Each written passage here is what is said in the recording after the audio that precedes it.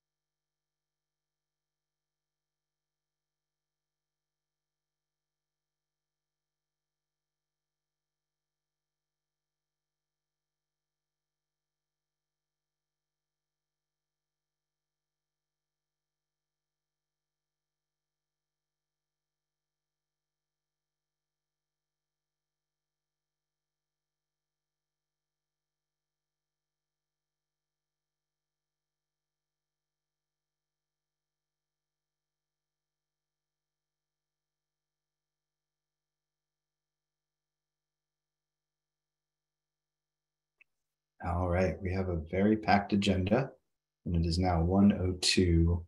So I'm going to go ahead and get started with 7 panelists and 93 attendees. We're at exactly 100. So I think that's the cue to start. So hello, everybody. Thank you all for attending. My name is Mark Caswell. I'm the AHSC Program Manager for the Strategic Growth Council. With me is a lot of my other team, including AHSC focused staff from the Department of Housing and Community Development, as well as the California Climate Investments arm of the California Air Resources Board, or CARB. So all three of us and all 3 of our agencies really welcome you here today and are really excited to share with you a lot of these draft guidelines that our team has worked so hard on over these last nearly a year to get to this point. So before we get started, just a little quick housekeeping. You are on a webinar, which means that you will not be able to unmute or unvideo yourself. With 100 people, we figured that that was the best way to make sure we're using everybody's time appropriately. So we'll be able to unmute you and show your video should you have a Q&A at the end here. In the meantime, if you look on your app, you will see a Q&A section. There's a little 2 chat box Q&A. Everybody's Zoom features are different depending on the size of your monitor. So it might be at the top, it might be at the bottom, it might be at the side. But that Q&A is open to the public. If you type something in there and hit enter, everybody in this webinar will see it. So please use your discretion and maturity to share things that you want everyone else to see. Just like if we were all in a room together, don't say it unless you want everybody to see it. We will then allow you to vote up or upvote things that you think we should cover that we may not have answered. So make sure you're looking at that to see if folks are having the same questions you have, and then vote them up because we may run out of time at the end of the day. Many of our team is here until the end to make sure we answer questions, but you never know if that will happen or not. And I saw someone just raise their hand, but we're going to try and hold active voice questions until the end of the presentation because we have a lot to get through. So that said, I'm going to go ahead and get started and we'll remind you about Q&A as we move forward. So we're also recording this webinar. This will then be posted live to YouTube and other features like that to make sure the folks can view this as you're writing your application in the future. If you have questions in the past or for some reason if someone wasn't able to make it. So we are recording, and if you don't want your voice or your face to be on the screen, then don't share your, don't request to speak. And we're going to schedule time at the end here, as I mentioned, to make sure that we're finding time for the questions there. And we'll also go over the schedule of round 7 at the end as well. But right now, we're really going to focus on the changes that we've made to round 7 from round 6 of the Affordable Housing Sustainable Communities Program, really get us dive deep into that. Before we do that, many of you, we had a question in advance and asked how familiar you are with the program. We had a very high representation of folks who were very familiar or somewhat familiar. Almost 70% of you said that you were somewhat or very. So we're going to go over some really high level aspect here. If you're a veteran and you fill these out multiple times, you might want to zone out for the next 5 minutes. Though we will highlight some other important things and some other changes, and then we'll dive deep into each of the individual ones from there. So the quick overview of the program, I'm going to try and do this in about 5 minutes at most. So the overview, AHSC, Affordable Housing Sustainable Communities Program, the vision is to fund infill projects that reduce greenhouse gas emissions and vehicle miles traveled through sustainable land use, housing, and transportation practices. What that means is that we are looking to fund affordable housing projects and infrastructure that support affordable housing and transportation around that area. That might be bike lanes, sidewalks, bus stops, buses themselves, rail, trees, and things like that, and funding those in an area around the housing site, which would be new infill housing. So specifically, when we talk about funds, we're going to use some terms here that I just want to make sure we're laying out. We talk about affordable housing developments, or AHD. That means either a rental project, which is eligible for a loan, or a home ownership project, which is available for a grant.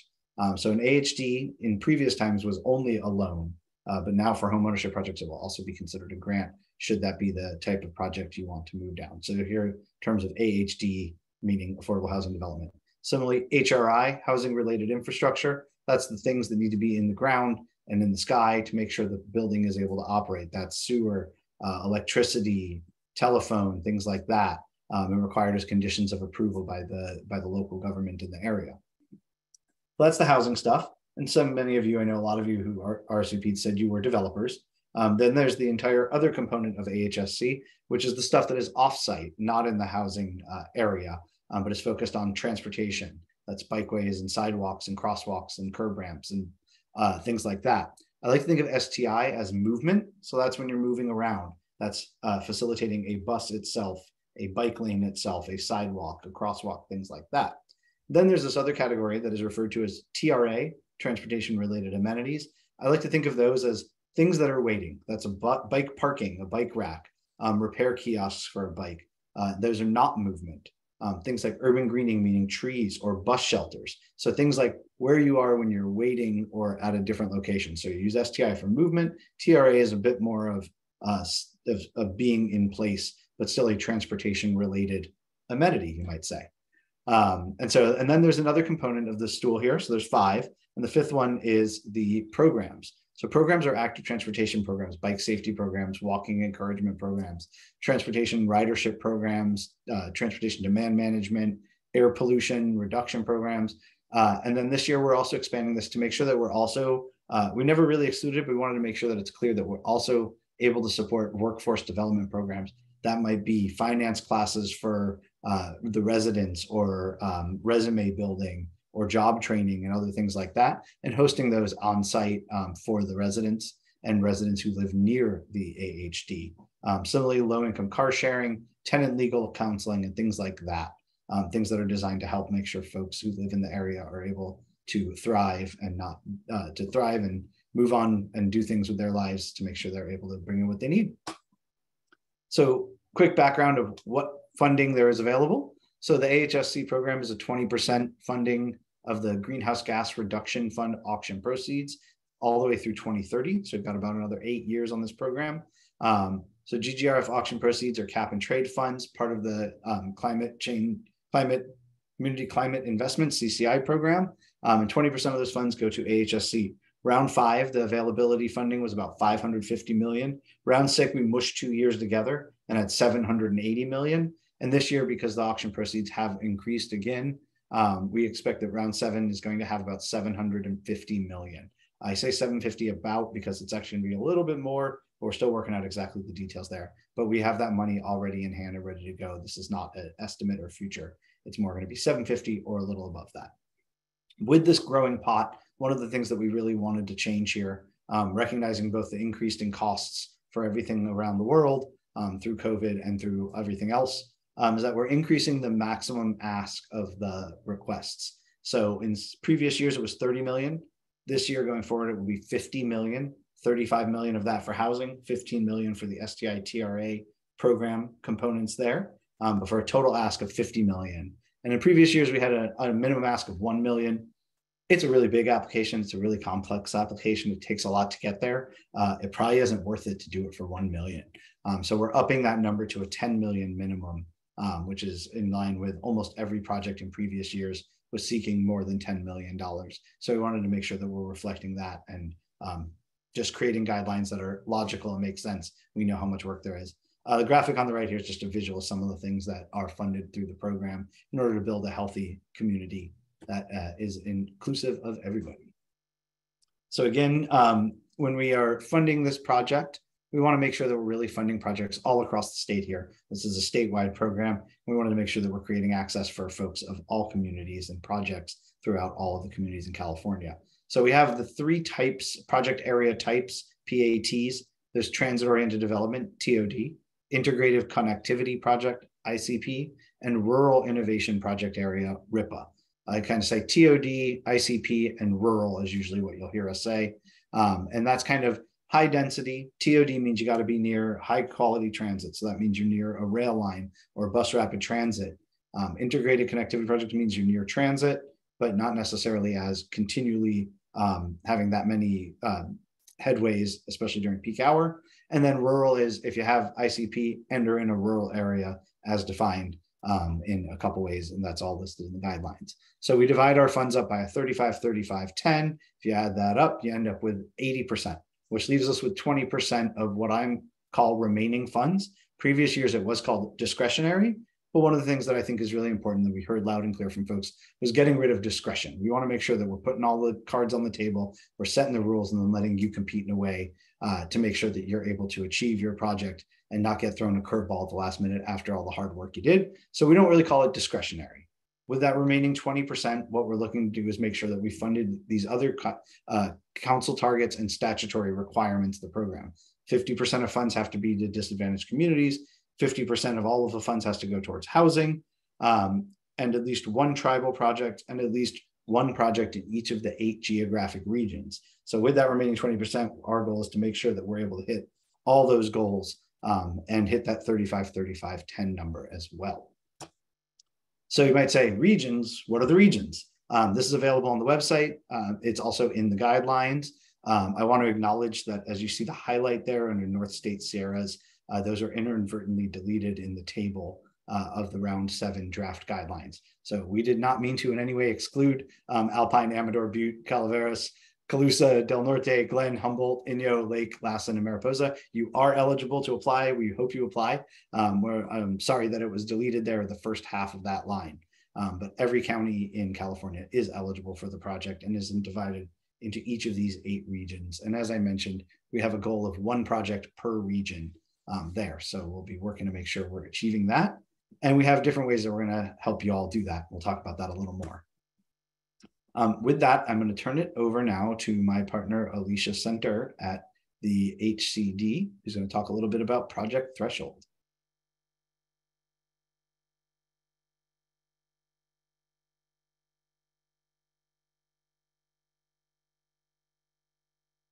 Alicia, you're on mute. Let's see. I think you're on computer mute.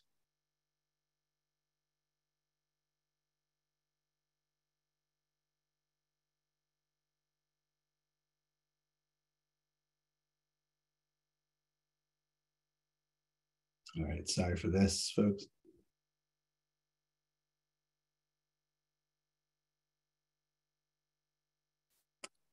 Nope, still can't hear you. It's funny because you said it had you off mute earlier, so, but nope, still can't hear you. All right, well, I'll jump in real quick while you work on that. And this is a little bit less of my expertise here, but so I'll have Alicia jump in if she's able to get off mute. So one of the things for Threshold is having demonstration of site control. So as the AHD developer, you need to make sure that you have site control. This is not an activity to make sure that you're really truly shovel ready, pun intended with the photos of all of us with shovels. Developer experience is also very important. As a developer, you need to show that you've been able to achieve a similar project in the last couple of years and really bring that forward. No active or pending litigation.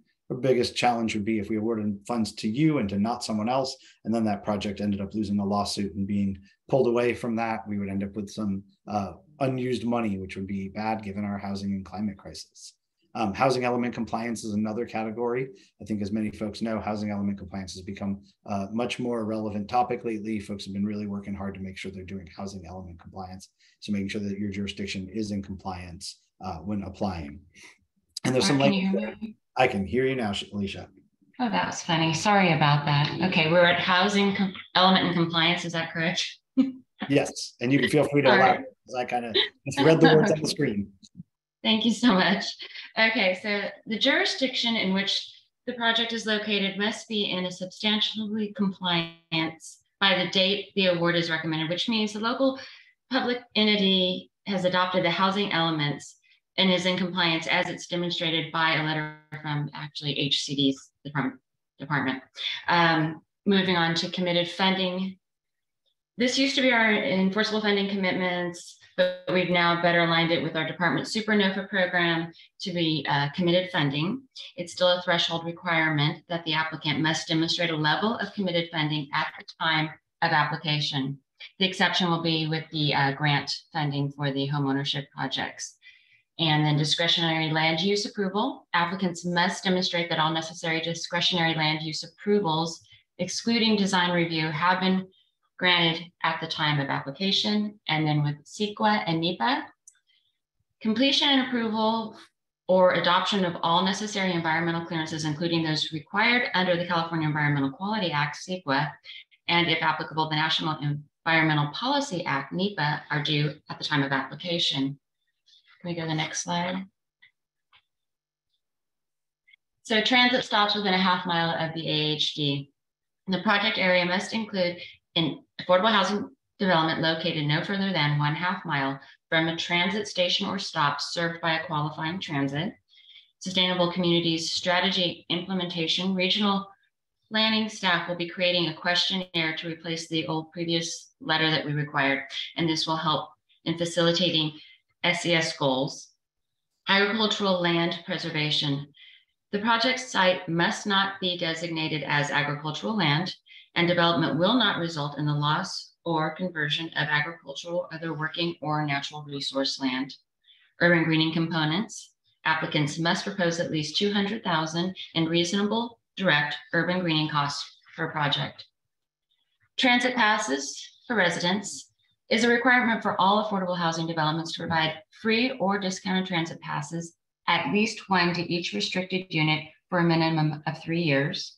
Smoke-free buildings. Applicants must certify that the affordable housing development will be smoke-free and demonstrate compliance by submitting a draft of the development's smoke-free housing lease addendum.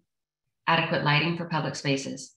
This is in accordance with local, state, and federal design standards and requirements for all publicly accessible components of a project. And then affordable threshold. Affordable housing developments must include at least 20% of the total residential units as affordable units, with an average affordability of all restricted units within the project no greater than 50% of the area median income. So these were the last 2 slides we just covered. Were kind of high-level overview of the program's threshold requirements. Now we will look at the more specific proposed changes to the Round 7 guidelines. I'd like to turn it over to Justin DeWall with SGC.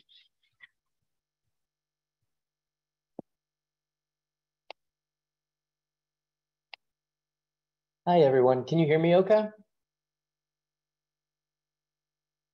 Okay, great. Thanks, Mark. Good afternoon. My name is Justin D. Whale. I'm a program associate at SGC, and we're going to talk about some of the key changes in the draft guidelines. I want to note that these are key changes. These aren't all the changes. Also, we will go through these changes in the order as they appear in the document. So sections 100 to 101 This first change is very straightforward. It just says that round 7 documents will supersede all documents from previous rounds. That includes emails, Q&A documents, and a new Q&A process will be set up when our final guidelines are posted. Updating disadvantaged communities designation. We use CalEnviroScreen to designate disadvantaged communities. They have come out with a new version of that, so we will use that in round 7. Racial equity action plan. So SGC has developed a racial equity action plan, which we intend to incorporate across all of our programs and all of our investments. And AHSC is obviously a part of that. So we've included language on that in our guidelines. Section 102. So this first change is a big change from previous years. So we are requiring a standardized project area. And what that means is the project area will be defined as a 1 mile radius from any single point inside the parcel of the AHD. Scattered site projects must choose 1 point in one of the parcels of the applicant's choice. So we think this will simplify the program for both applicants and reviewers. Previous rounds have kind of allowed for a vague and ever expanding project area. So we want to simplify, clarify that, and make sure we're getting very cohesive and transformative projects this round. Transit stations and stops with qualifying transit must include qualifying transit in operation at the time of application. And qualifying transit still needs to be in a half-mile walking distance from the AHD. Next, ICP projects, we've rewritten the language a little bit to affirmatively exclude projects that could qualify for TOD.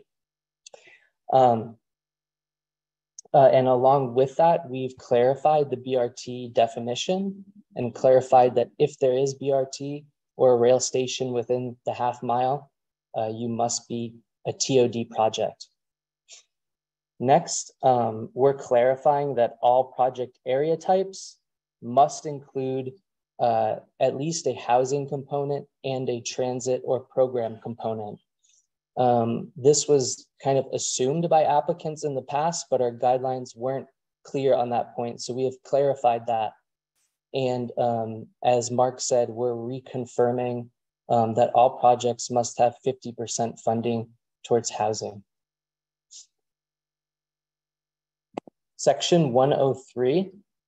So for net density calculation, we're now saying that the net density can be calculated using either the unit count or the bedroom count. And this is intended to expand access to the program for larger and family style units and home ownership projects. It should be noted that the GHG calculations will still be made using the unit count. This round, we are only allowing the purchase of zero emission vehicles. This was again something that many applicants assumed was the case previously, but now it is the case. Internet service. So internet service is an eligible expense now under program costs. And I'll talk a little bit more about that in a moment. And with that additional expense, we're increasing the program cost cap from 500,000 to 600,000.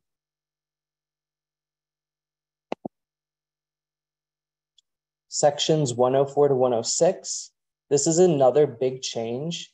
We are increasing the maximum award amount to 50 million, whereas it was previously 30 million. And we're raising the minimum award amount from 1 million to 10 million. This aligns with HCD's Supernova. We are expanding the eligible tribal applicants. So there are more tribal entities that are eligible applicants this round, and AB 1010 waivers will be available as well. Another big change this round, all AHD projects must be all electric design. We won't fund any gas hookups. Only zero emission generators are eligible. Battery arrays are also eligible. This was something that most applicants achieved in round 6. So we believe it's achievable across the state.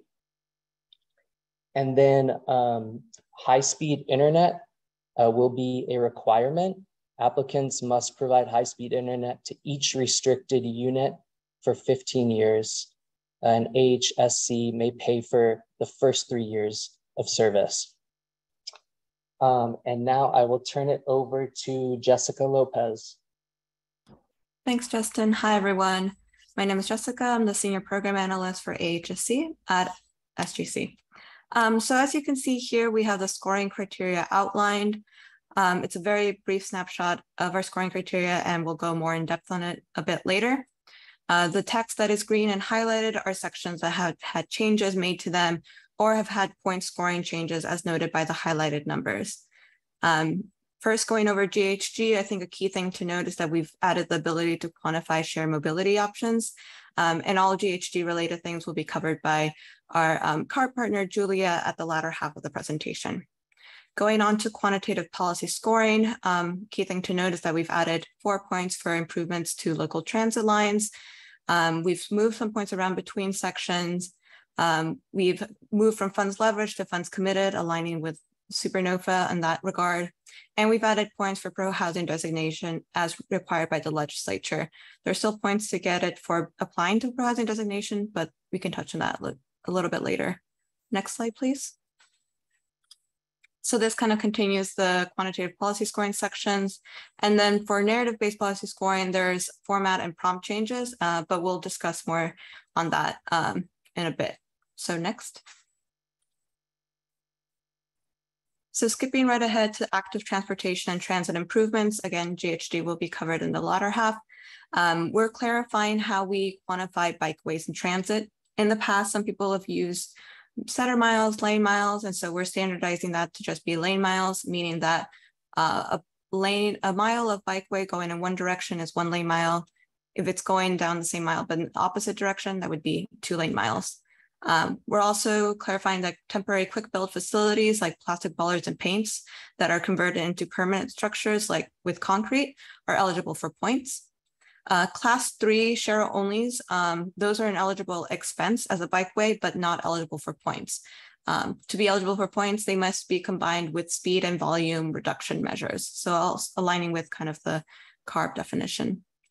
We've also, as I mentioned, added points for improvements to local transit, and we have listed to the right-hand side the options that you may pursue to get those points. And we would welcome a lot of feedback on those specific points as well. Moving to the next slide. So we've also gone ahead and restored points for projects that achieve net zero energy. This was a category available in round 5. It was replaced with all electric design points in round 6, but since it was roundly achieved, we have moved that to threshold and reinstated these points.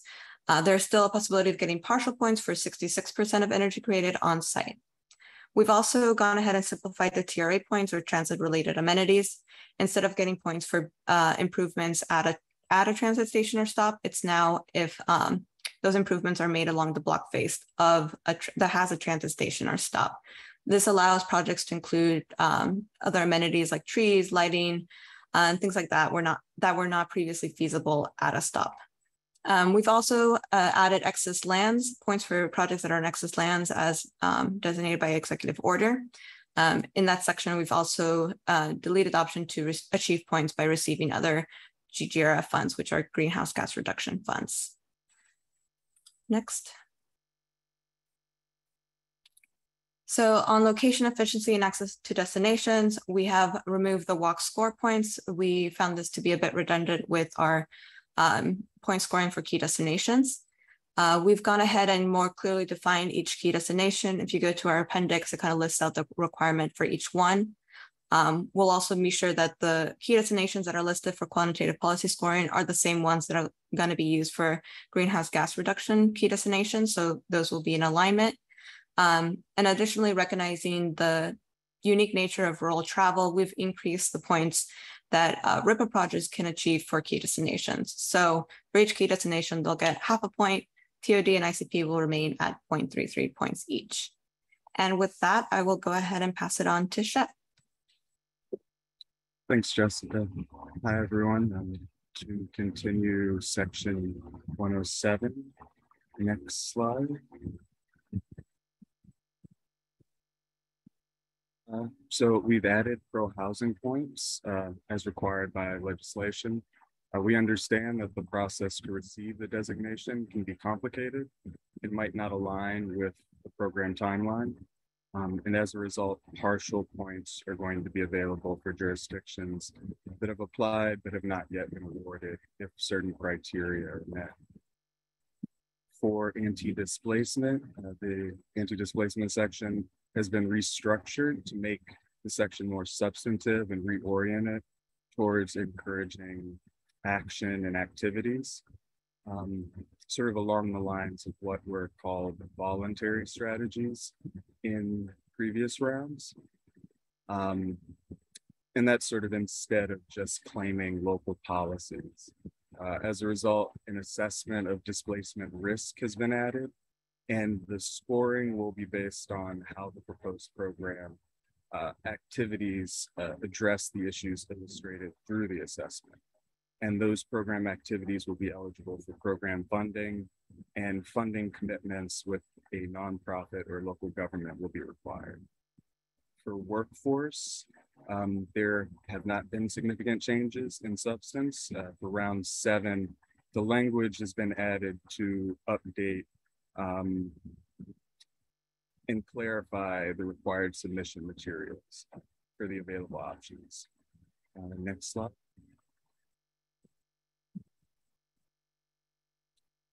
For programs, round 7 changes are aimed to create more clarity and more accountability. The result was the outlining of 4 types of programs eligible for points and the requirement for commitment letters and funding specifics to make sure the programs are valuable to the residents.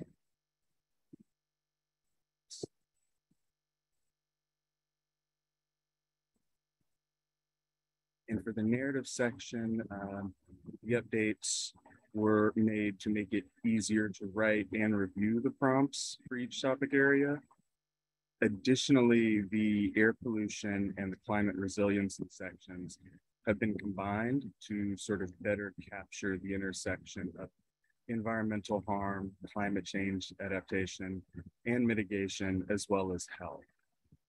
We have also added a section for equity and transformation to allow projects to demonstrate how they are integrating equity throughout the project, and also how the project is being used to encourage and support efforts to uplift, innovate, and transform communities.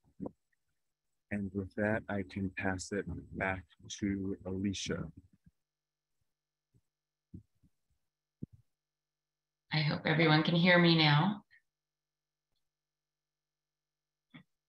Okay, starting off with back to funds committed. As mentioned before, this is the affordable funding commitments that has been renamed funds committed. The AHSC requirements are the same. However, applicants will only achieve scoring points if all other funding commitments align with the Supernova requirements. Housing affordability. The guideline change here is focused on increasing the extremely low income units to incentivize deeper affordability. Plus, there's a new point category for projects that offer greater family style 3-bedroom units that are affordable to recognize cost of larger units. And homeownership projects will have a more appropriate level of affordability. Next, please. Next. Okay. Can we move to the next slide? Thank you. Negative points. AHCD has implemented negative points across all programs to achieve a floor of scoring to make sure awarded projects truly meet program goals and are likely to succeed. All projects must meet a minimum of 70 points out of the possible 100 to remain competitive.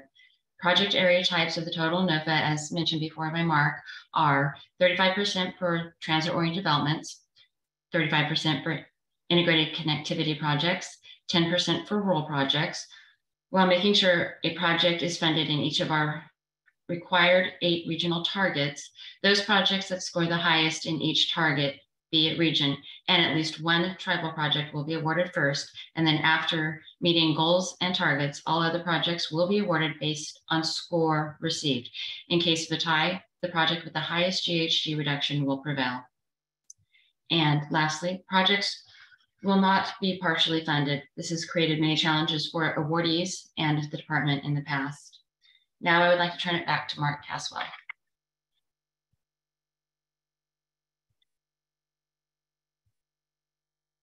Thank you so much, Alicia, and the rest of the team. And thank you for all of your hard work over these last year to get us to this point. Onto the appendix and other. There are a couple appendices that are included in the document. Appendix A specifically is definitions. I just want to acknowledge that we've updated a lot of definitions, so it's worth just making sure you're doing a close look at them. We have a redline version available of the entire document as well, which is a good way to also be able to see what has been changed, as well as the change log. So Appendix A, one of the things that we specifically did as a request through comments from the public in the past was to make sure that we updated the net density definition that allowed for exemptions for septic facilities in order to approve access for rural projects and make them more competitive based on their needs as a rural project. Appendix B, as Justin mentioned, we've added AB 1010 waiver language to allow for further tribal access and allow tribes to apply for the program as needed. And we're working on a Sustainable Community Strategy SCS questionnaire. In the past, we've required an SCS letter from your local MPO or similar agency. And we're working on what's more of a questionnaire in order to make sure that folks are able to fill it out more quickly. And also thanks to our partners at CalCog, we've worked on creating a list of individuals at each of the MPOs and our TPAs to reach out to get your letter done quickly instead of asking you to hunt and peck for it. I can't promise that, in 6 months from now, those people will still be at that exact job, but it's at least a starting point, and hopefully we can make it a little easier for folks through that.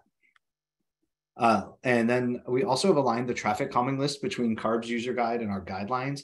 I know there was some distinction and differences between those, so I wanted to make sure that we were bringing those together. One of the things we did throughout this update was to make sure that where we reference something in one document was also hopefully referenced in the other document, really bring those together to make that unified so there is no conflicting information there. And as you heard from Justin, we're working on a new Q&A process to make sure that folks are able to stay up to date on any of the questions that are up there and make sure that everyone's able to have access to that information at their fingertips as soon as possible, especially once the application process is live. And then lastly, this is not in the guidelines, but the score letters. In previous cycles, the initial score letter has included other information. This time we will include the calculated and verified MTCO2 equivalent content, not necessarily your binning score. That's caused some problems in the past because if someone appealed and someone else didn't appeal, it could still affect that non-appeal score. So we wanted to make sure that we were finding a way to be accurate and give people the information of the things they can control rather than things that are outside of their control. And so we will not score the GHG bins until after appeals are done to avoid having to rescore that and streamline that process. And speaking of draft GHG scoring and quantification methodology, I'm going to turn it over to Julia of the Air Resources Board, who's going to talk a bit about some of the changes in the draft scoring for GHGs. Julia? Thanks, Mark. Can you hear me okay? Awesome. Hi, everyone. I'm Julia. I'm an air pollution specialist at CARB's Climate Investments branch. And I'm going to be talking about the major updates that we made to the quantification methodology, the benefits calculator tool, and the AHSC user guide. You can find all of these documents in CARB's resource page, which I will put in here in the chat. And I think that everyone should be able to see it there. But if not, it also lives in the AHSC, or sorry, the SGC AHSC page. So the changes that we made to the quantification methodology include our typical data updates and clarifications consistent with the regular changes that we make to quantification methodologies. And then we also included some substantive changes in response to the stakeholder feedback that we got from the SGC listening session. So thank you all who participated in those. Next slide, please. So these are the more data updates and some of the clarifications that we made. The first thing was we simplified the binning process a bit. So the process that we'll use to rank, bin, and score the GHG components of applications has changed. We'll now score applications before they are separated into their project area types. And then we'll select the applications with the highest total scores within each project area type. So this means that the projects will continue to compete with like projects for the first 80% of funding, which is how it's always been.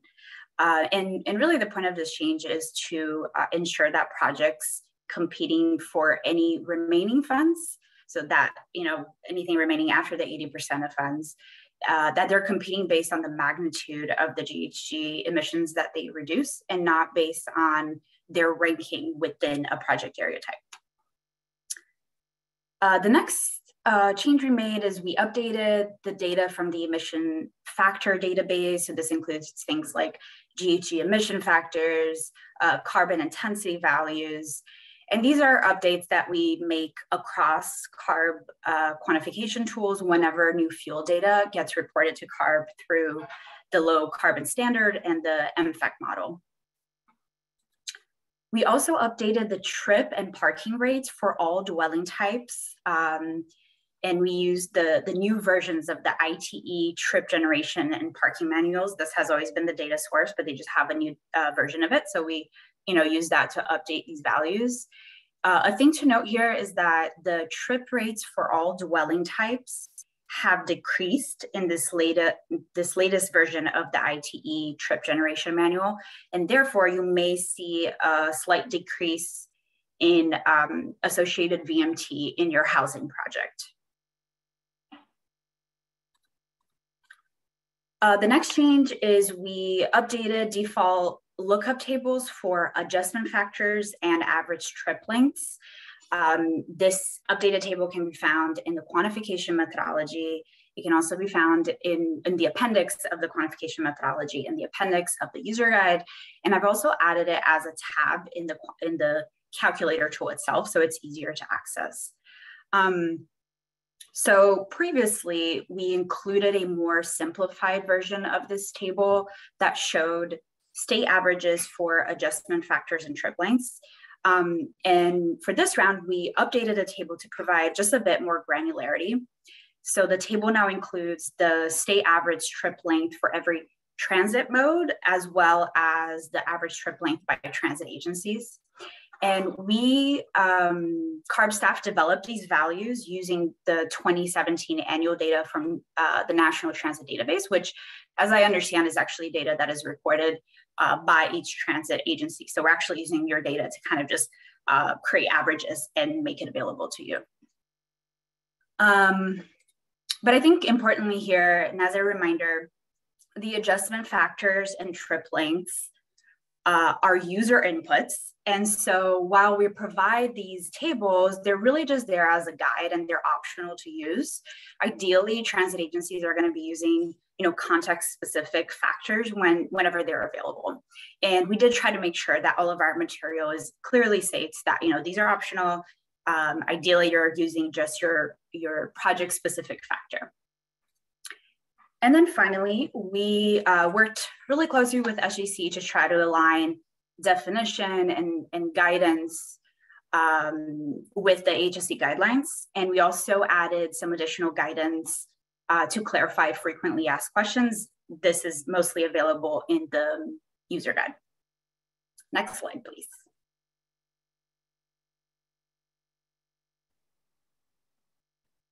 Okay, onto the more substantive changes.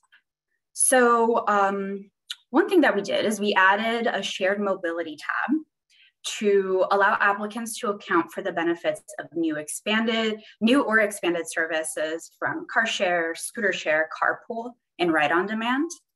Some stakeholders really wanted to be able to quantify these project types.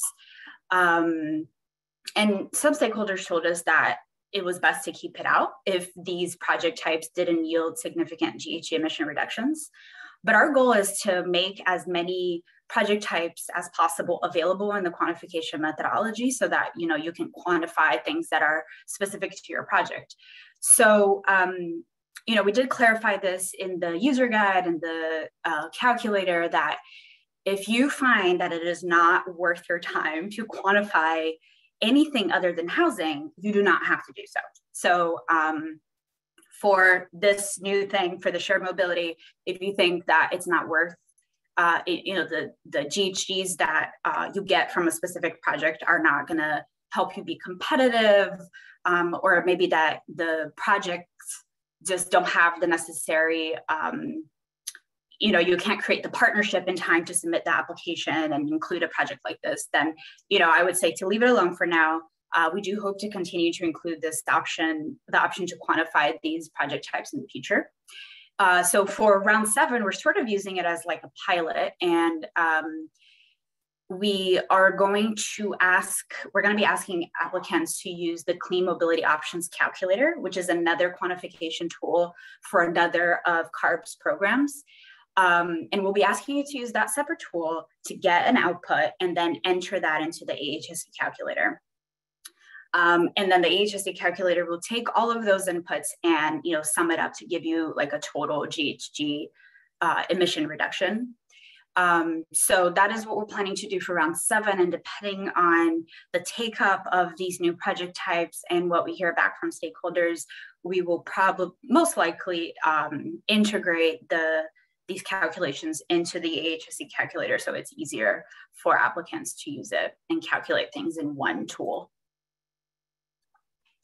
The next thing we did is we updated the equation, updated the housing accessibility equation to account for job density instead of using distance to central business district metric. So one of the variables that we use to determine how a housing project will influence VMT is the potential ability of its residents to reach destinations. And this was previously measured as the distance to a central business district, which is, where you might find a concentration of jobs. But we received a lot of feedback that the central business district map, which was a tool that, CARB created for this purpose, was not very user-friendly, and that the data didn't really capture the reality of job density in the state. So we used a jobs per acre measure that can better reflect the more dispersed employment locations in the state. So applicants will still be asked to use a separate tool to get that measure, but it is an easier tool to use, and we've included some very specific instruction on how to use this tool and then get that input and put into the AHSC calculator. All of that is in the user guide. And then finally, we have been having lots of conversations about ridership estimates. So we got a lot of feedback about the challenges of developing ridership estimates and keeping ridership assumptions consistent across agencies. And in all of our conversations with state agencies and transit agencies, we realize that there's just a variety. Many different agencies have developed very different and research-based and context-specific ridership models and estimates. So we decided that we are not going to require agencies to use a specific ridership model for round 7. But Caltrans, instead, what we want to provide is just more support for applicants that may not have a model ready to go or just want to check their assumptions against something. So Caltrans developed a ridership model that will be available for AHSC applicants to use. And applicants can request to use this model by contacting Caltrans 3 months prior to the application date. and they will work with you to get some inputs and give you an output. The contact information for Caltrans is available in the AHSC user guide, and we can probably make that available on the SGC page as well. And then the other thing that we're going to do to try to ensure just more consistent ridership assumptions across agencies is that we are going to be asking for more specific ridership documentation from all applicants. So, and these will be specified in the application workbook, which is usually where we specify these things. But you shouldn't expect anything crazy. It's really just going to be, you know, some of the same things that we've always asked, but we're just going to ask for a little bit more details. So, you know, you might be required to provide some of your specific calculations or provide the source for the assumptions that you're making. And that is it for me. Thank you. Great. Thank you so much, Julia. So we're going to move into timeline now. Before I do, I just want to take a moment and acknowledge that all of the things you've heard about today and all the work that we've done, while it was a lot, it is not everything. There are more changes that were identified throughout the document. Some of them are minor tweaks to syntax. Some are just cleanup language. Some are changes that may affect projects. So we really encourage you to dive deep, not just into this PowerPoint, but also look at the contents that are available on the website. I'm going to drop a link in the chat in about 1 second. That's going to specify all of the other opportunities there. There's other things such as strike through guidelines, list of change log that has everything listed, as well as a summary of key changes, which is what this PowerPoint was based upon. But I recommend that you do take a look at all of the detail there. You know, I always say it's important to go back to the original text there instead of our summaries here. We want to make sure that folks are able to see the details there. So for comments, we appreciate a look at making sure they're in the original text rather than in this PowerPoint. So we are actually doing great on time. We're at 1 hour, which I think we gave ourselves 90 minutes for this. So I am feeling really good about that. So quick reminder, because now the question is, cool, I learned about AHSC, I'm excited, now when?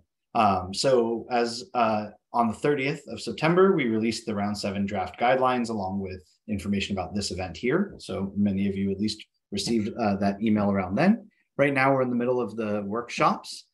Today is the first of our 4 workshops that we're scheduling, and this is the virtual statewide one. So our goal is to really focus on the statewide here. And that's why so many of you are here in this room, virtual room today.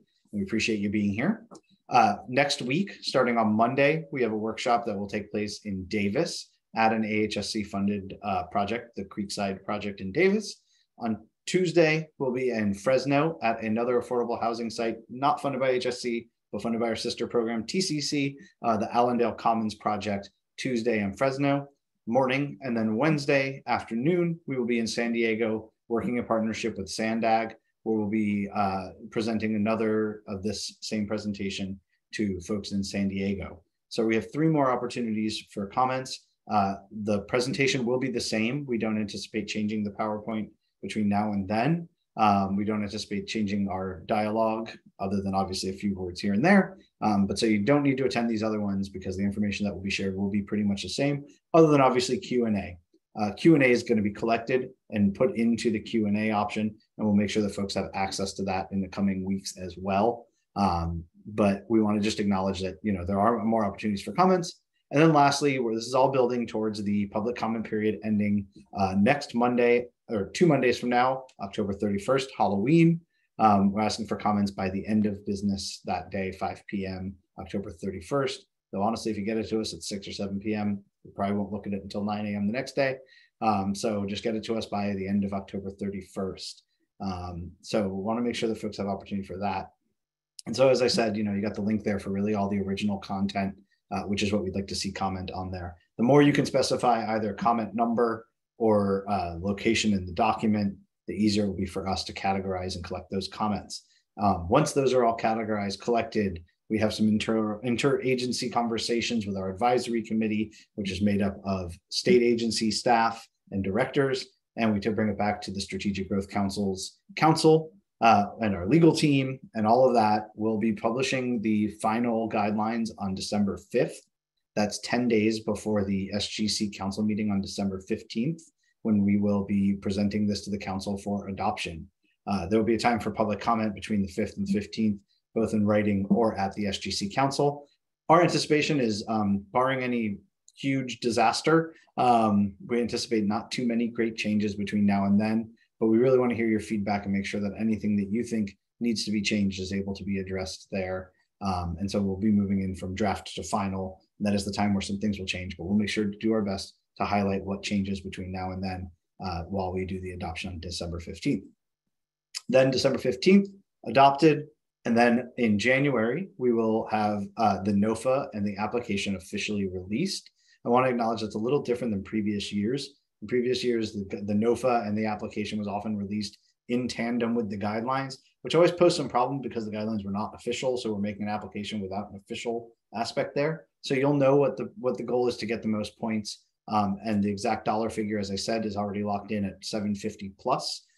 So you know what it is to compete there, and you'll have all the information to compete. The application will be released in January, and the application will be due in March 2023. Exact dates of January and March are TBD, but that's a 90-day window in line with all of the other AHCD programs. But we know how complicated AHSC is, which is why we're giving you an extra month or so, an extra month by having the guidelines adopted on December 15th. And then our plan is to adopt and make recommendations for awards for the August 2023 SGC Council meeting. That date, I think, just got scheduled yesterday. I don't have it in front of me, but it's going to happen in August with sufficient time for folks who are applying for TCAC or SIDLAC spring or fall of 2023. They'll have sufficient time to know if they have or haven't been awarded AHSC and make sure that they can get their commitment letters in place for that should they be pursuing SIDLAC and TCAC funding after the round 7 AHSC. So we're working really hard to make sure that we're keeping folks lined up and moving smooth with that aspect of all of the ways that folks are funding their projects.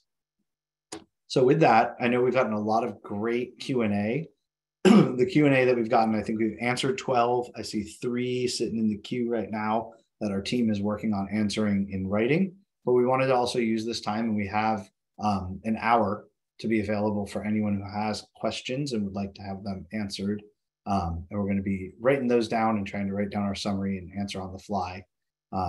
So with that, I will first thank all of my partners and all of the different agencies who did a great job to get us here and did a great job presenting today.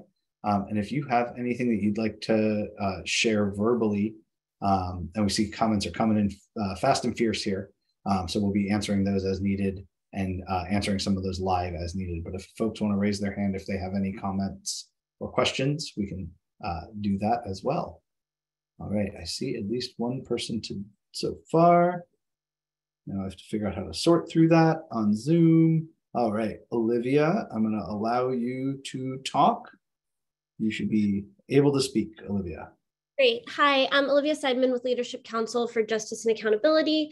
We organize alongside communities in rural California, and I wanted to address a concern we have with the definition of disadvantaged communities with CalEnviroscreen, because it only looks at census tracts in rural areas. Because census tracts are large, this means that certain communities that have high pollution burdens and are low income are sometimes excluded from CalEnviroscreen. One example of that is we work with the community of Tullyville in Tulare County. It's not considered to be a disadvantaged community according to CalEnviroscreen because its census tract is overall wealthier and experiences less of a pollution burden. And so one thing we've kind of been advocating for is using the definition of disadvantaged unincorporated communities, which is fringe, which comes from SB 244 and is a definition that of fringe, island, or legacy communities that are 80% or lower of median household income. And so in order to ensure that communities like Tullyville or another one that we Lamont outside of Bakersfield, to ensure that communities like those can participate in the program as well. We advocate for including the definition of disadvantaged unincorporated communities within that disadvantaged communities definition. So that's what I wanted to raise. All right, thank you, Olivia. One thing to note on that is kind of one of those things that's a nuance that I found, is that the AHSC program does not award funding based upon the presence of whether or not you are or not disadvantaged, or not points tied to whether or not it's designated as a disadvantaged community.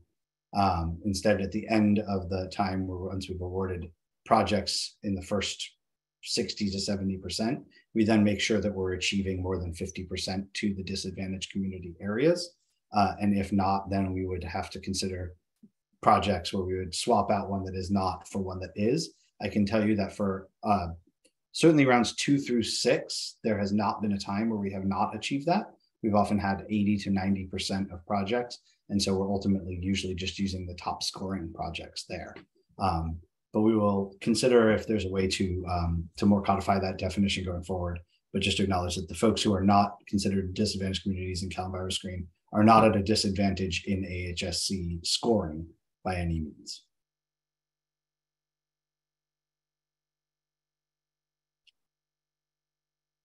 All right, I'm gonna let Ariana speak. Ariana, you've been asked to unmute. Yes, this is Ariana Zernini. Are you able to hear me? Yes. Okay, great. I'm with the San Diego Association of Governments here in San Diego, and we're looking forward to having you here in our offices next week. I have a question regarding youth opportunity passes and whether those are an eligible use of AHSC funding.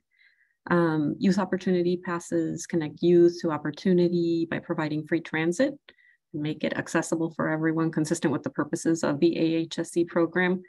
My question is whether YOP or youth opportunity pass programs would be eligible under AHSC guidelines, and if so, would the AHSC program only fund passes associated with affordable housing developments, or would that be a direct application to the program, even if it's not associated with an affordable housing application?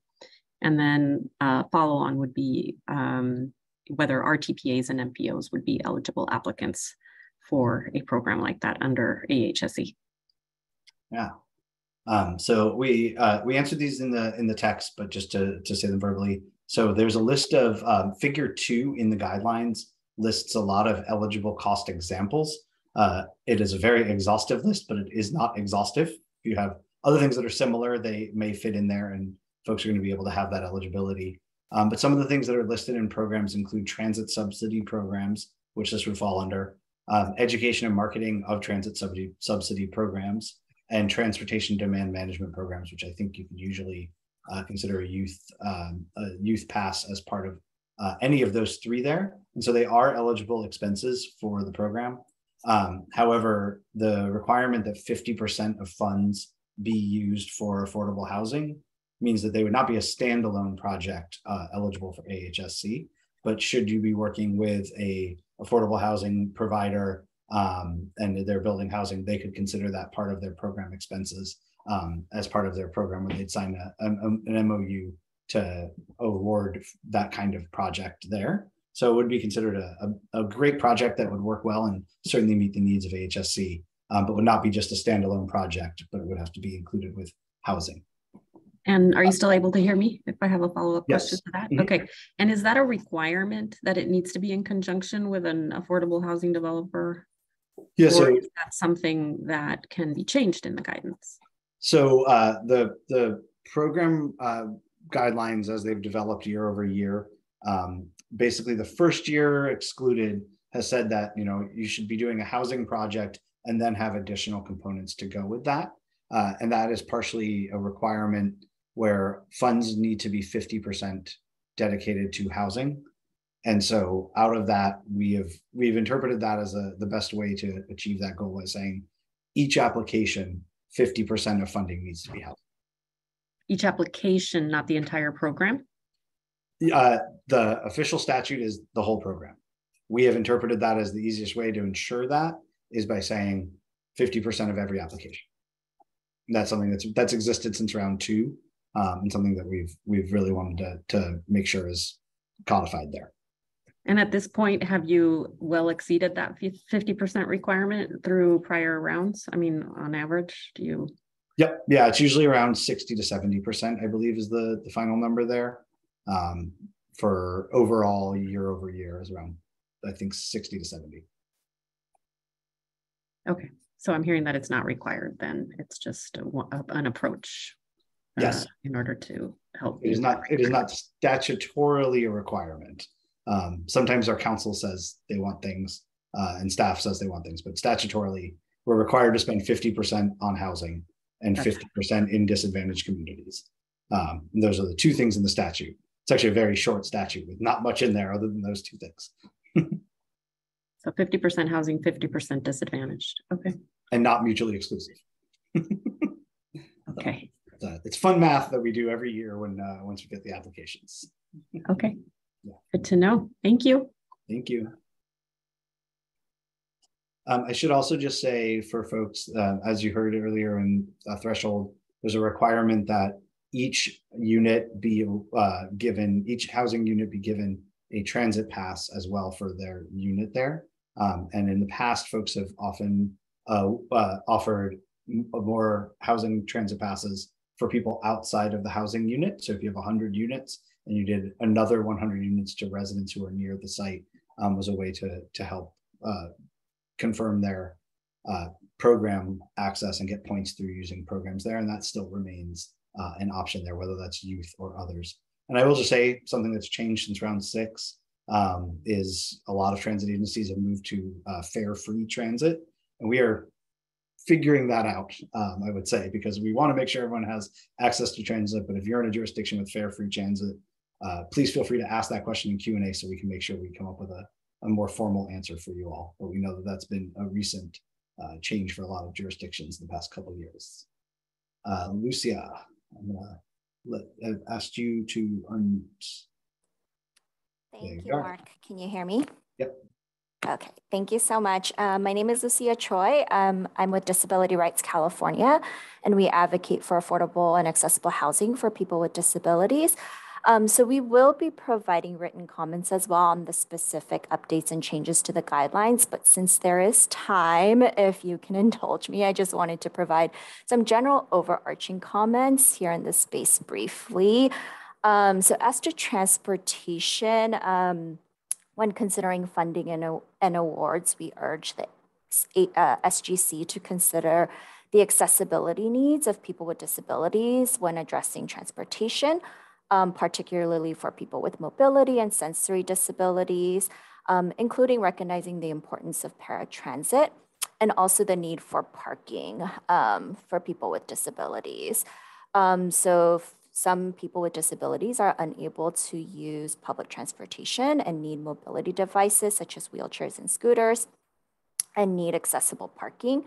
And we also ask you to consider the need for appropriate signage for people with a variety of disabilities, and also ensure compliance with all ADA requirements in these areas. And then as to housing, we urge the SGC to ensure that housing programs are fully accessible for people with disabilities, and consider alignment among all affordable housing programs, especially among programs administered by HCD, tax credit, and bond programs, and that housing is fully accessible and usable by people with a broad range of disability. We support the targeting of deeper affordability and providing additional points for deeper income targeting. Thank you so much. Great, thank you for those comments. I don't think there's anything I need to directly respond to, but want to thank you for your participation on that. Unless there's anything you do want me to respond to. No, thank you so much. Cool. All right, thank you, Lucia. All right, don't see any other hands. We got 129 people on this call and only 4 to speak. Mark, there's yes. a couple of questions we're still working through in the chat. that might be best to touch on some of them. Sure. Do you want me to take any of the questions on chat? Do you want to read ones and we'll see if we can answer them verbally? Yes, and some might require other partners to jump in. The general theme is kind of talking about the 4 points for local transit improvements. Brent had a question on, how it's not possible to buy a zero emission vehicle bus for GHG reduction purposes, but not to compete for the points because scheduled headways may not achieve the 15 minutes or less during peak hours or reduce peak hours by 10 minutes. And kind of like, what is the purpose? I will point out that, the purchase of a ZEV bus, it's mainly or to be an STI purchase, a sustainable transportation infrastructure purchase, it needs to show that there is a mode shift. So that means increased ridership, not necessarily just GHG emission reduction. So that's a bit of nuance there. Yeah, I'll leave it at that. All right, and I see that Brent has their hand up as well as the person who wrote that. So I'm going to have Brent allow you to unmute if you want to speak on the question more. Yeah, thank you all. I appreciate bringing up the question. It looks like there were quite a few thumbs up on that. I think a little bit more context is generally, at least VTA, the agency I represent, don't in many cases buy buses to purely enhance headway or frequency. So this new connection in the transit point scoring could have significant cost implications to actually deliver what you're asking. To buy a bus is one thing, which is expensive, but then to try and seek and connect it to the transit points scoring category to deliver only 2 more points by reducing headways this way could cost hundreds of thousands of additional dollars a year in operating costs, because you have to think about the whole route, right? The route that's serving the project could be miles and miles long. To reduce the headways for that entire route could cost maybe even the millions of dollars, depending on their operating. So the buying a bus doesn't necessarily correlate to that. They're really 2 different things. They often come out of 2 different completely funding sources. So I understand, Jessica, what you said. What you're trying to accomplish is mode shift, but I'm not sure that connecting these 2 things this way is exactly going to deliver that way that you're envisioning it will. So hopefully that's a little more context for you all. If you have any questions, let any of the transit operators know. I'm sure there's a few of them on the call here today. Actually, I'd like to expand on another question that you posed, saying how a bus-only lane wouldn't necessarily be comparable or equal to providing, I think you said, the bus shelters or bulb outs. Go ahead. I was just going to say, internally, when we reviewed the policy changes, this item and the item I just spoke to really glared at us. These are the 2 things we'll definitely be submitting comments on. But you've listed these 6 things here, or 7 things here on the screen, right? As a way to score additional points. But in our mind, in a transit capital delivery mind, delivering a bus only lane on a street is a whole different beast than merely just procuring 4 or 5 shelters and installing them in the project area. And to put those in the same list, competing for the same points, just really did not make much sense to us. To deliver a bus only lane takes a lot more engagement. It takes a lot more buy-in. There's political things you have to think about. There's a lot more long range planning you have to think about, generally years in advance. So that's a much more intense effort and should be weighted or much differently, I think. It's funny, Brett, we started off with the bus only lane and then said we should make it easier and do some other things that make it easier. We agree. Yeah, it's easier. Those other things are easier to accomplish, but putting them together is in our mind. Bus only lane. Yeah, they're not really comparable in any way. Do you think 4 points on its own for like a bus only lane would be still an incentive enough, or is it that bus only lane is, you know, much too politically difficult, or, you know, takes enough long-term planning and stuff like that. I think it definitely, at my perspective, I think it would be good for other transit operators to speak up, because the context in different places is completely different. Yeah. You know, San Francisco's implementing them all over the place. They've been able to do so, you know, fairly successfully during the pandemic. Other agencies are still struggling and are challenged with that because the context is so different. But I do think that it brings more benefit in terms of speed and frequency and mode shift. So you should get more oomph, more credit for being able to deliver that, if you will. That's our perspective. Okay. I think that's good. And if there are others comparable options that might be good to add, I think that'd be good things to add to the comment letter as well. Okay, we'll think about that. Thank you. Another question that I think might be helpful, Mark, would be, Robin asked, has there been any consideration to increasing the project area radius to greater than 1 mile for RIPA projects? Yeah, so one of the things with that, we looked at increasing project area. And we felt that it was, in the past, you know, as Justin would mentioned, you know, in the past we had this, I always called it the ever-growing blob.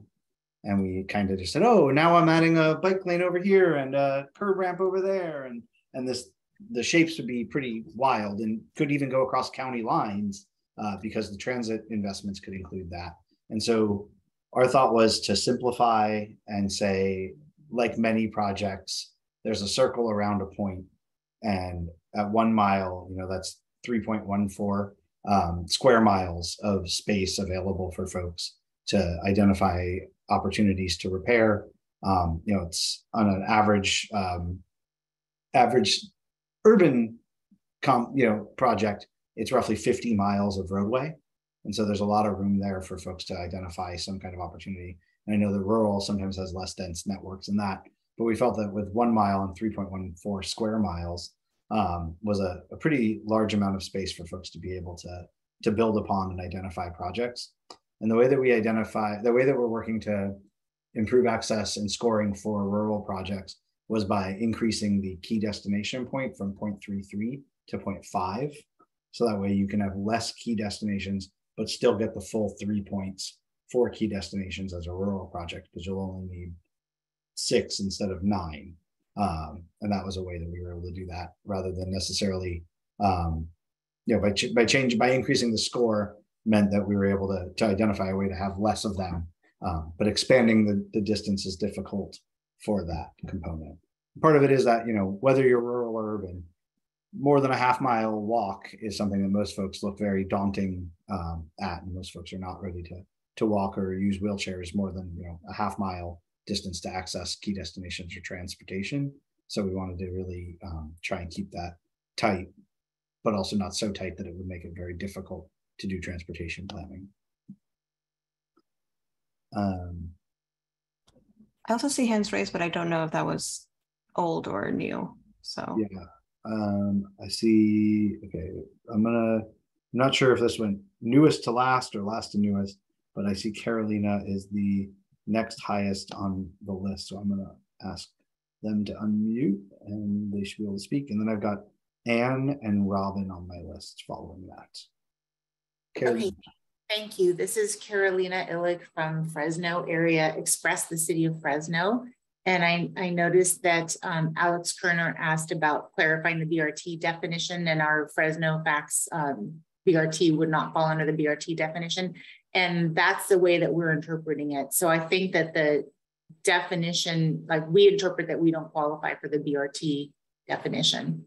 And then I also just wanted to support what Brent Pierce was saying. I think we have very similar comments that we're considering submitting, and this conversation has been really helpful. Thank you so much. Thanks, Carolina. Yeah, the BRT definition is something that I know I've heard about from other agencies as well. Yeah, to be honest with everyone, and I know we're recorded, so this is for posterity's sake, you know, in previous years, the definition that existed for BRT in the past was very vague, and it just kind of said a bus rapid transit has some of these things and doesn't specify distance. And sometimes folks would apply as TOD for their bus rapid transit. But when you looked at it, there was not an exclusive right of way. There was not all door boarding. There was not off fare collection, which are some of the basics that I would consider to be bus rapid transit. So then the next step was, okay, well, there's got to be a definition out there. And it turns out that there is no working definition of bus rapid transit in, I would say, the state of California, or even nationally, that I think would satisfy folks. So if someone does have one that they think is the right definition, then by all means, please do point us to it. Some of them, I'll just, one of them was, you got to have pleasant interiors and it's got to be quiet. I don't know how we measure that. And had no mention of speed, I should say, which are, bus rapid transit, you think would imply that the bus needs to move at least higher than the national average of 12 miles per hour, which is the national average of buses. So I would think rapid should mean you move a little faster. So we banged our heads a lot on trying to come up with a quality definition there. And I don't like that AHSC is the people making a definition of bus rapid transit. I would think that there would be a larger scale, more defined version of this at some other level, but I don't know where that is. So if you have it, please send it to us. So that's kind of the frank answer there, that we've had some trouble with what that looks like. And I know that it's caused some heartburn to some of the folks in different agencies. So I just want to acknowledge that, and would love to hear other ideas that we're doing, rather than just, it's not right, but what we could do. So I hope that answers that. Carolina, did you want to add anything? No, I think that's great. Thank you so much. Yeah. Great. All right, I'm going to say, Anne, I'm going to let you speak. Yes. Hello, this is Anne Spivak from the Metropolitan Transportation Commission. We're the MPO up here in the Bay Area. And I just wanted to clarify on the switch to a form instead of a letter for the SCS consistency. Is that something that the applicants would be filling out, or the MPO? And just a little clarification on what the MPO role is envisioned to be with this slight change in requirement. We haven't fully fleshed that out. I know in the past, as maybe you're the person who did it for Bay Area projects, often it was the MPO had to write a letter, and exactly what needed to be said was not really clear. So our goal is we could either provide a template, which oftentimes consultants will do, but our thought was to use it as a bit of a questionnaire template for folks to be able to fill out relatively easily. The goal is to make this easier on folks, rather than go hunt and peck and figure out who the right person at the MPO is, and then have them find a way to do this during their time and write whatever needs to be said there. So the goal is to try and really streamline that. If you have any ideas on how we should go about that, our goal is to make it easier for folks. And frankly, building affordable housing as an infill project and supporting transportation is probably going to meet your SCS goal. So it is a little bit of, we want to just make sure that folks are able to get the information they need to write that letter and agree on that. So, and if it's okay, we may reach out to you just as someone who's done this in the past, and see how we can figure out how to get that letter efficiently and easily for you and all the applicants. Yeah, sure. That'd be great. Okay. Yeah. We heard, and the reason we chose that was that we heard, I have to go figure out who the person at the MPO is and then figure out what they need to say to be the letter. Why don't you just tell me what needs to be said, and or tell me who the person is? So we're trying to just make a little less run and goose chase. Yeah, much appreciated. Thank you. All right, Robin.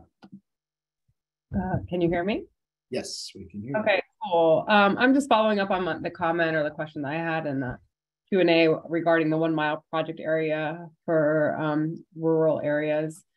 So I think the issue is that GHG is such a huge driver of the score, and rural projects that have been served by CalVans have seemed to do well. In order to compete against CalVans on the GHG, you kind of need to be you need to have a rail transit improvement, and it's not always practical to expect there to be a rail transit improvement within a mile of a RIPA site.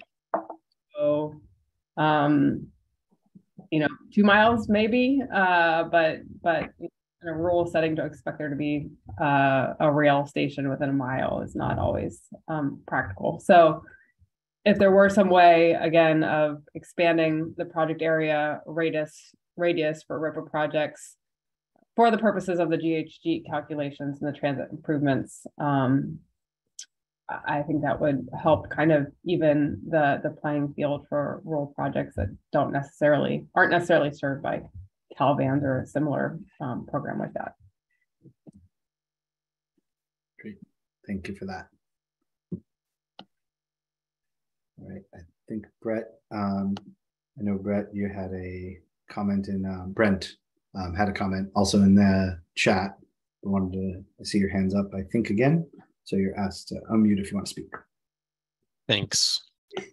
These are all great comments too that everyone's bringing to this discussion. We really appreciate hearing from everyone across the state. Just to comment further on the BRT definition, one of the particular bullets that stood out was the speed requirement. That's going to be a very difficult, achievable thing, I think, for most transit operators to accomplish, which would basically make even most what many consider BRT-like projects in Northern California not BRT projects, just by the speed definition alone. So I think serious consideration should be given at least to that bullet at minimum. And we'll probably have other comments on adjusting some of the other bullets as well in a letter. Great. Like I said, if we can get folks to say what they think it should be, would be helpful, because I definitely feel like we're stabbing in the dark a little bit there. Yeah, I think all the things you outlined are applicable to bus rapid transit, but once you really get to the detail and you define them with some of the numbers that you've put on there, we were kind of wondering, like, what are those based on? Is that based on an industry standard? Is that based on a standard from another country or another place? Particularly the speed one, like where did that come from? Yeah, that's a good question. We can talk about. Yeah. So we looked and looked and had trouble finding anyone with a number. So we kind of went with a number that we thought was good, but are willing to hear other folks on that. Okay, so hopefully you get more feedback on that from other operators too. Yeah. All right, well, no hands are up. I don't know if there's Q&A. I just want to, it's very funny, no one has brought this up. We noticed a pretty big error in the draft round 7 guidelines that was published, which was that we were saying that all construction and certificate of occupancy needed to be done within 2 years of award date, which is much quicker than it ever has been in the past. At least folks at Enterprise caught that and said, are you kidding?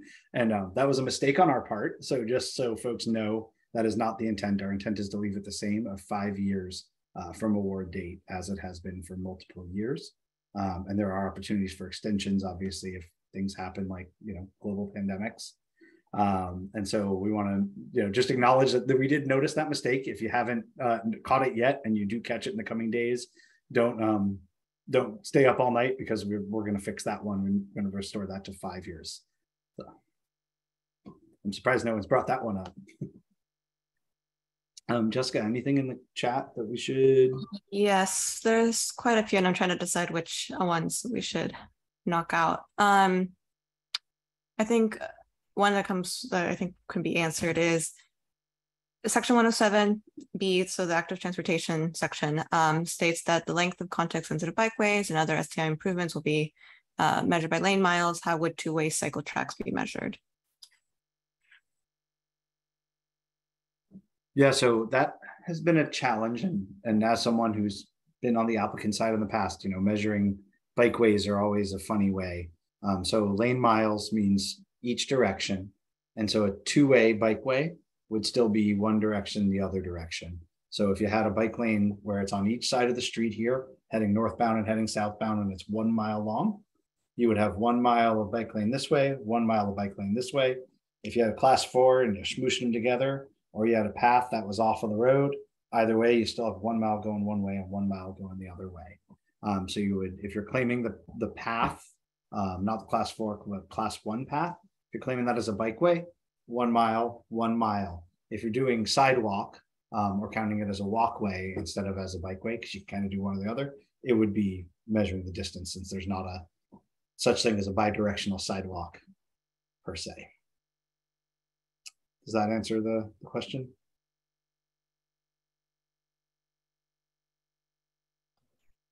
I think so.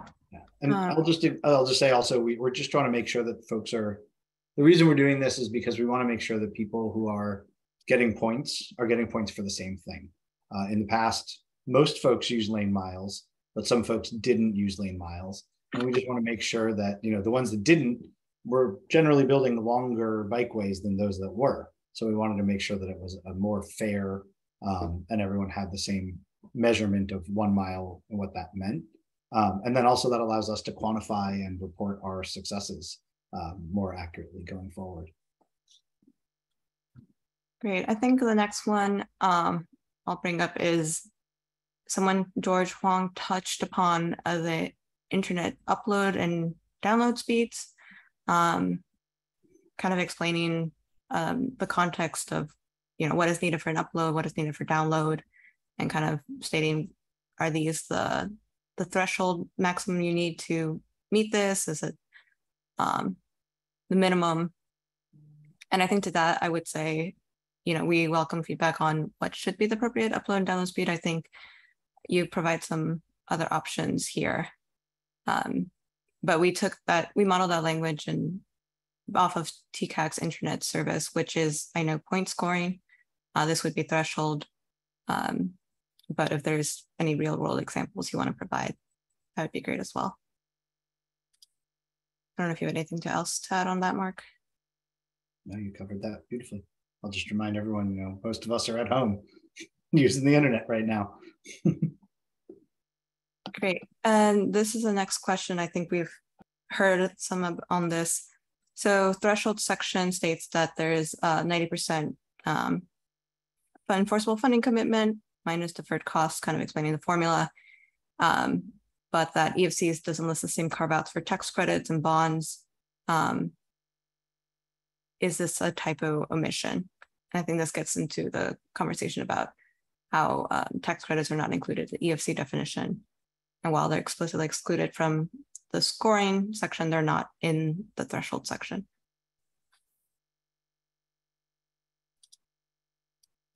And I don't know if Alicia, you want to jump in and just expand more upon it, but I think we're trying to look at what's a way to kind of bring together both of them, since the EFC definition, if I understand correctly, was kind of modeled off of Supernova, and same with the point scoring section. So we're trying to see how we can modify either the threshold amount, percentage, or the definition to make sure it's all in alignment and that projects are, you know, able to achieve the EFC threshold and able to apply to AHSC. Yes.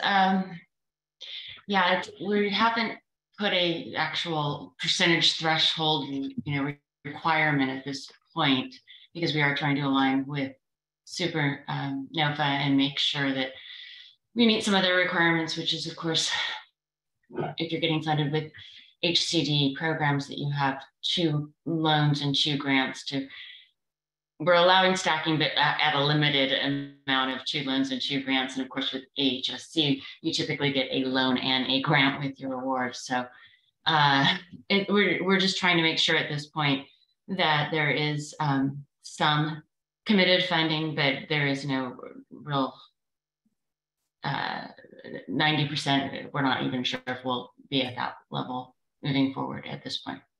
So it's kind of an unknown, but we definitely look forward to everyone's feedback and continue to work with Supernova to align with them. Great, thank you. Let me see what other question we can touch upon. Okay, there's another question about the performance requirements in the 2 years versus 5 years. That is kind definitely construction will have to finish completed by 5 years from award, so not 2 years. Okay, moving on. I think another one Joey Shields brings up, in round 7, environmental clearances are required at the time of application, unlike round 6, where there was a bit of an extension. What's the rationale behind requiring environmental clearances, including NEPA, at the time of application for round 7? This is specifically touching upon the environmental clearances prompted exclusively by rental and/or operating subsidies prior to the AHSC application deadline.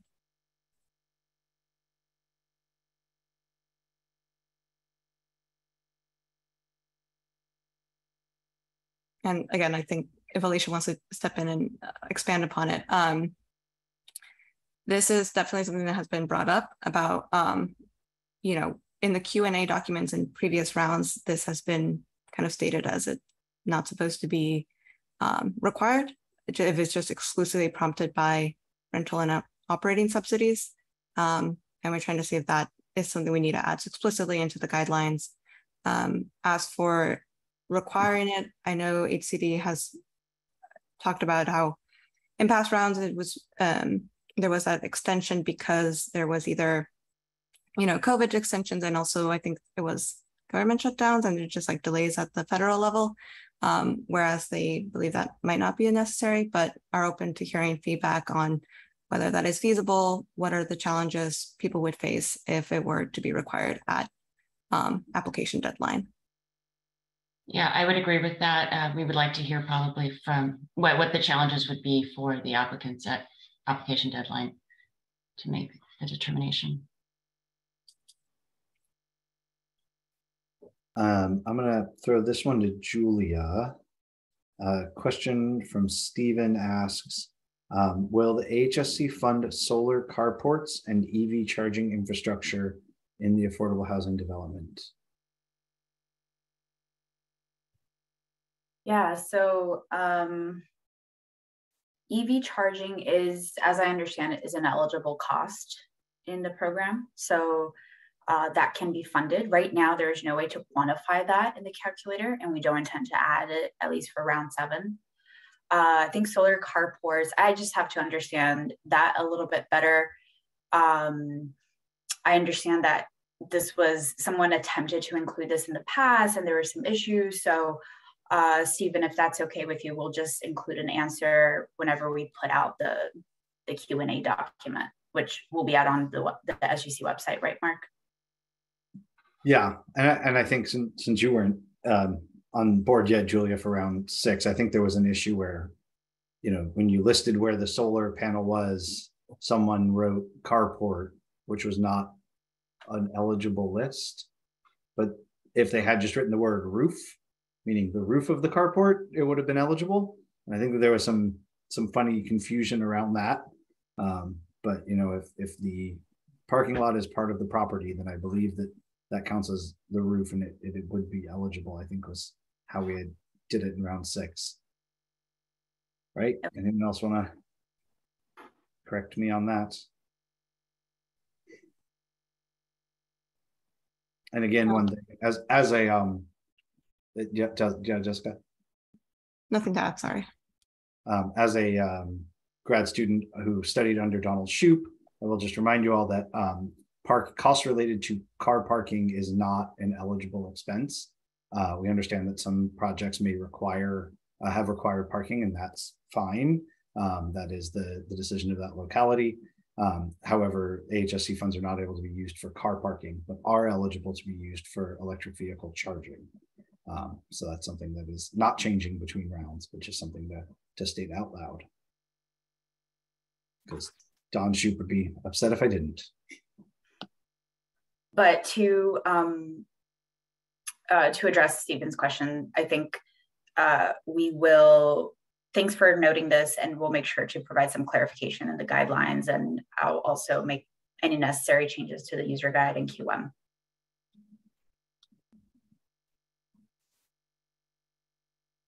Great. I think a couple other questions touch upon the 4 points for local transit improvements. Carolina mentions perhaps considering tactical transit lane improvements to get more credit for that. George provided an example of how, it would only work if it's part of a long-term plan. They tried to do it once and was shut down by residents. Wasn't a very pretty community meeting.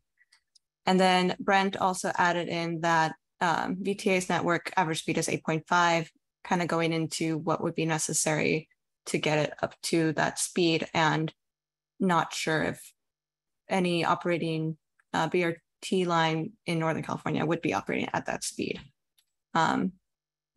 So a lot on the speed and what those requirements means. Another question, well, not a question, but more of a statement.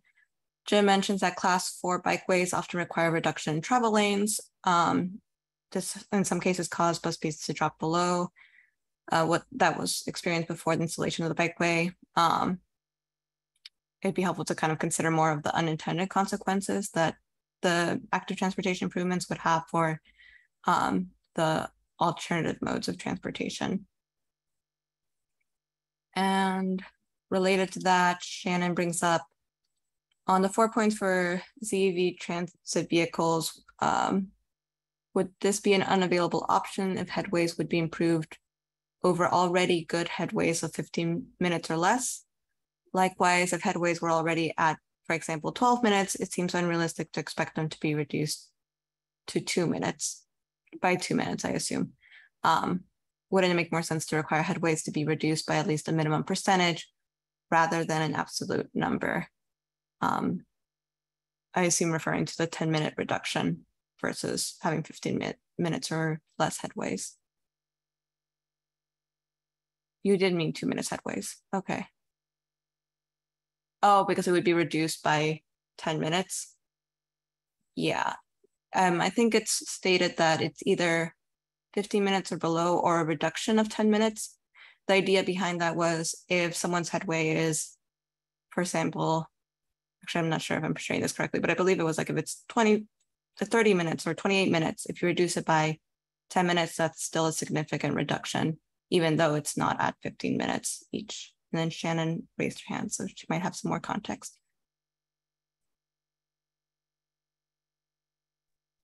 Yeah, so if the headways already were, let's say, 12 minutes, then the way I'm reading it is that the transit operator couldn't get these points because they can't modify their schedule to achieve 50 minutes or less because they're already there. And they couldn't achieve 2-minute headways because that wouldn't really be realistic. So this would be off the table. So I'm wondering if it would make more sense to qualify for these points by achieving a percentage reduction from your existing headways. Because you shouldn't punish those operators that already have frequent transit service for having, for making it even better. So I would just say, this is the way we're doing the points here are to incentivize folks to improve local buses that otherwise are not necessarily as eligible for they may not achieve quantifiable GHG reductions, but instead would be a way to encourage folks to improve local buses. So, this is, I wouldn't use the word that we're punishing them. They just would have to use one of the other categories to achieve these 4 points, 2 points each. And so the goal was to list multiple options and then allow folks to figure out which ones they think they can do to achieve two, they need to do 2 of them to achieve the full 4 points. So if they already have extremely low headways, then maybe they consider more bus shelters or more bus bulb outs, or find ways to do some at-grade boarding. Give them multiple options here. So the goal is to kind of provide a menu and let them pick which ones they feel are appropriate for their locality. Yeah, I guess I would underline Georgia's point earlier that virtually none of these things would be something that transit operators could plan on a dime. If they already happen to have these things in an existing work plan, capital improvement plan of some kind, then then they're lucky, then they sort of won the lottery here. And if they didn't have it in their plan, then it's going to be very difficult for them to, probably unrealistic for them to scramble at the last minute to throw together a project just for the purposes of basic funding. Brent had I think a bit of a follow-up to that of saying, I don't think it makes sense to require either number or minutes of percentage. If the agency's ridership methodology supports that a route will increase ridership, that is the main factor the model picks up. Stress the ridership and then result mode shift, don't create more requirements. And I think to expand upon or tease that out a bit, part of the points was to award things that wouldn't necessarily increase ridership, like things that might not be factored in to ridership, and this would be a way to get points for those improvements. So maybe looking at it through that lens, and are there different things we could yes, Brent? My thought on that is we already felt like that was present in previous rounds with the TRAs, right? Because you already were asking requirements to spend a certain amount of TRA dollars. And in most cases, a lot of agencies were doing that by buying shelters, real-time signage, other things that were incentivizing items that you then put in this other transit point category list. So it was almost like it looked duplicative to us in a way. So I think you're in the right path. Like, yes, there should be incentives to do those things. It creates a better environment and place around the development to enhance transit services. Just maybe it's not being done strategically, if you will. Am I making sense? I hope I am. I'm trying to provide like real feedback because we would still have to deliver TRAs, right? We're still going to be asked to do that. And many of the things in this 4-point transit list are also in that section. So it's like, well, that's really going to define what you do as a TRA then, because you're probably going to want to try and pick up these other points. So we're going to be forced to kind of try and do these things in this list to make our dollar go farther, if you will. So if that's the point, then I got to admit, Brent, it's really funny because I don't think I thought of it. I don't think we thought of it that way, but just like the STI funds bikeways, that then you get the distance points along with the points for how much you spend on STI. That is kind of what this is doing for TRA. And kind of mirroring it in a way, which I don't think, I know, at least I didn't perceive when we were coming up with the idea, but I feel like that is the intent, probably, if we really thought about it.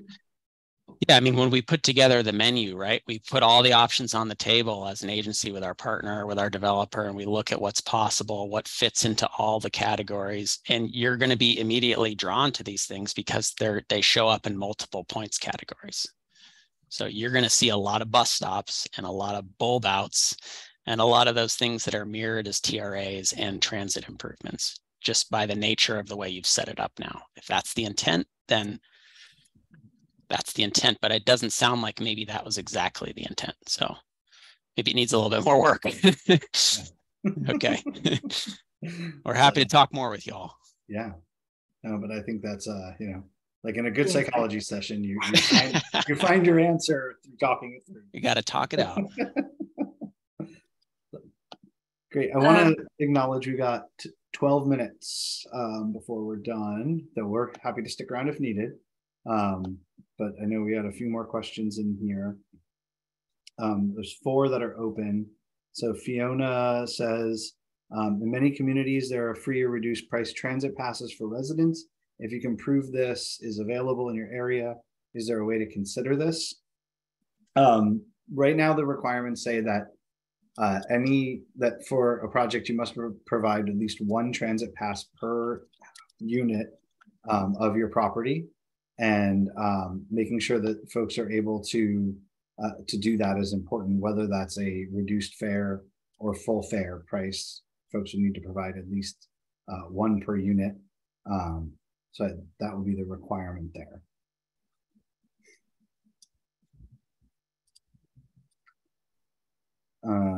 Brent, I think we've, but this is actually different and not quite actually related to BRT.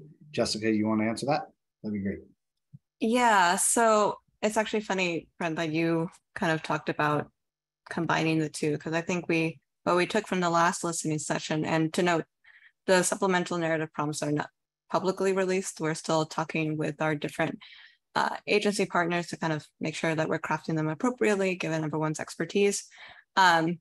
But we're actually, like, for example, community engagement has like two different subsections of like community engagement leadership and addressing community needs. The equity and transformation points will have two subsections, one focused on equity, at least this is the thought right now, and one focused on transformation. So I think what we heard in the last listening session is that, you know, considering equity is not transformational in and of itself. And so that's why we tried to just pull those two out so that they would be more distinctive. But as to what, actually, let me see. And Shep also has been working on this, so I don't know if you have something you would like to add. But at least that's my initial response. No, nothing bad. Yeah, but yeah, we'll be providing more guidance on them at a later date. And then I think the idea is to give a space for projects to make a case of how within their local context and how bringing together the different components of the project might, you know, be transformational, and how they consider equity in all portions of their application. And yeah, it's also reviewed in comparison to different projects and in conjunction with different experts of our health and equity policy team, our transformative climate community teams, and things like that.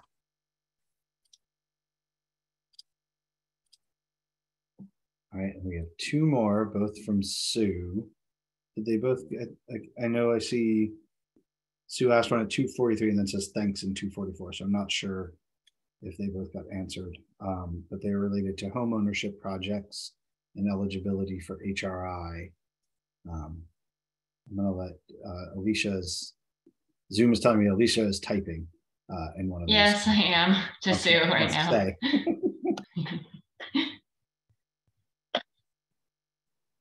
Yeah, and if not listed now, we might just highlight it for our homeownership experts at HCD, so that we, you know, make sure to give you accurate information. Yeah. Anybody else? Got just a few minutes left. We were at max, I think 150, and now we're down to 74. So we've lost 50% of our audience in this compelling 2 hours, folks. These 68 people are troopers. 73, killing me, folks. All right. Well, I want to thank everybody then for being here today and giving us 2 hours of your day and all of your feedback so far. This was the first of the 4 events, as I mentioned. Come join us in either Davis, Fresno, or San Diego for the next round of these presentations if you'd like. We're going to do the same thing again, but if you want to see us in person and get to meet us, we'll be there. And we're hoping to have some conversations with folks. And then lastly, I'll just plug that beyond our work here, we've got the resources listed here, which include program guidelines on our website, the quantification methodologies there, fact sheets, all the different ways that we're doing the guidelines, you know, summary of changes. We've got strike through. We've got you know, other forms of ways to do that. So you can go to sgc.ca.gov/programs/AHSC, and we'll post a recording of this webinar very soon. And then lastly, for those of you that might be sitting here going, this sounds great, I don't have the ability to apply. We do offer technical assistance for communities, and we have that available on our website as well, where we use some of the funds to make sure that we're able to support under-resourced communities and projects to make sure that they're able to compete with everybody else and bring that forward. So if you're, especially in a smaller community, especially one that is designated as a disadvantaged community, we do have opportunities for technical assistance with our experts on our team and able to help bring that forward for you. All of that's available on our website at sgc.ca.gov/programs/AHSC. And for those of you that are on this live, you should be getting a confirmation email with some of the follow-up on this in about an hour or two. And we look forward to hearing from you by the October 31st public comment deadline. All right. Thank you, everybody, and have a wonderful day. I'm going to end the webinar.